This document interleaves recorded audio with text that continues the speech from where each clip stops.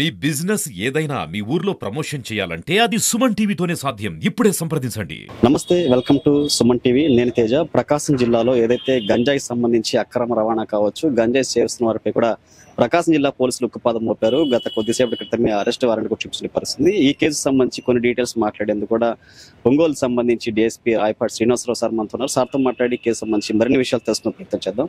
Sir నమస్తే. Sir చెప్పండి, ఏదైతే వెల్లంపల్లి సమీపంలో స్పిన్నింగ్ మిల్ వద్ద కూడా గంజాయి సేవిస్తుంటే కొంతమందిని మీరు అదుపులో తీసుకొని అయితే వారిని గంజాయి సేవిస్తున్నారు, కొంత గంజాయి కూడా అదుపులో తీస్తున్నారు. ఈ కేసు సంబంధించి డీటెయిల్స్ ఏంటి సార్? అదేనండి, మీ అందరికీ తెలుసు, మన రాష్ట్ర ప్రభుత్వం కూడాను గంజాయిని రాష్ట్రం నుంచి తరిమేయాలా, దాన్ని పూర్తిగా నిర్మూలించాలన్నటువంటి ఒక కృత నిశ్చయంతో ఈగల్ అని చెప్పేసి కొత్తగా ఒక ఐజీ స్థాయి ఆఫీసర్ ఆధ్వర్యంలో ఒక ఆర్గనైజేషన్ కూడా స్థాపించడం జరిగింది.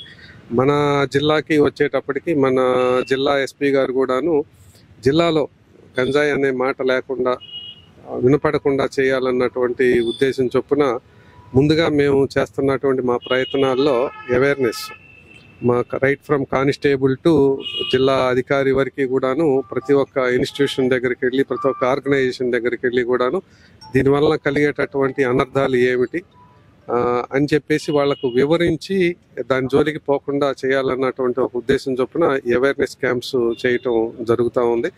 అట్లాగనే మళ్ళీ రెండో వైపు నుంచి ఎన్ఫోర్స్మెంట్. దీంట్లో పెడ్లర్స్ ఎవరున్నారు, పెడ్లర్స్ అంటే మామూలుగా ట్రేడ్ చేసే ట్రాఫికర్స్ అనమాట.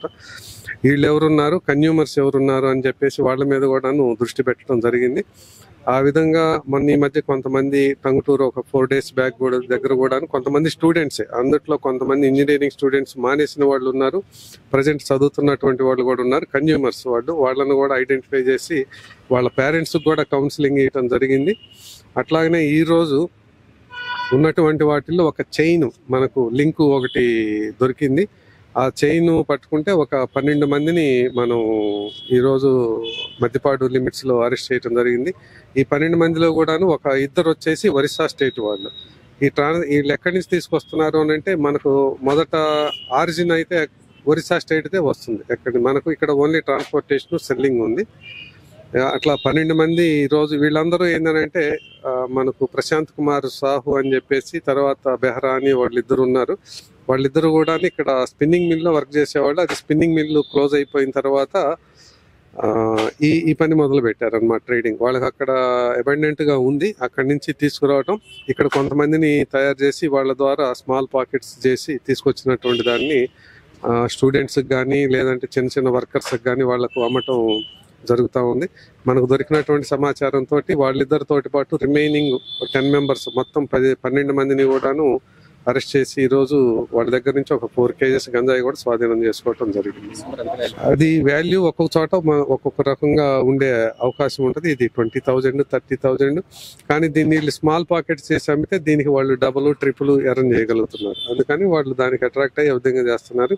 ఇప్పుడు మనకు జిల్లాలో జరుగుతున్నటువంటి వాటిలో ఒక చైన్ను బ్రేక్ చేయగలిగాం. అట్లానే మిగతా వాటిని కూడా సమాచారం ఉంది, అది కూడా బ్రేక్ చేస్తాం. ఎక్కువగా యువత కూడా దీనికి అలవాటు పడిన పరిస్థితి. సో పేరెంట్స్ కావచ్చు, ముఖ్యంగా యువతకి మీరు ఎలాంటి సందేశం ఇస్తారు? దీనికి పాల్పడిన వారికి ఎలాంటి కఠిన శిక్షలు విధిస్తే బాగుంటుంది? కఠిన శిక్షలు అనే దానికన్నా NDPS అంటే narcotic drugs and psychotropic substances ఈ యాక్ట్ కింద మనకు శిక్షలు బాగానే ఉన్నాయి. అది ఒకటే కాదు, దాంట్లో స్టూడెంట్స్ వాటికి తెలియకుండా దానికి అడిక్ట్ అయ్యి ఉండొచ్చు. అదే విషయాన్ని కనుక మా దృష్టికి వచ్చినప్పుడు మేము పేరెంట్స్కి కూడా చెప్తున్నాం. సో వాళ్ళు కూడాను వాళ్ళ వైపు నుంచి వాళ్ళ యొక్క చైల్డ్ని కంట్రోల్ చేసుకోవటము, జాగ్రత్త చేసుకోవటం జరుగుతుంది. అట్లాగనే మా వైపు నుంచి కూడాను కౌన్సిలింగ్ మేము స్కూల్స్కి వెళ్ళి చెప్తున్నాం అన్నాను కదా, కాలేజెస్కి స్కూల్స్కి వెళ్ళి ఆ ప్రయత్నంలోనే అన్నమాట. అది కొంచెం అవేర్నెస్ కల్పిస్తే దాని నుంచి కొంచెం వాళ్ళను దూరంగా ఉంచగలుగుతాం. స్పెషల్ డ్రైవ్ వలన కొంచెం ఫలితాలు ఉన్నాయంటారు సార్? సత్ఫలితాలు ప్రతి స్పెషల్ డ్రైవ్కి ఫలితం తప్పనిసరిగా ఉంటుంది. అది చిన్నదా పెద్దదా అన్నది కాదు.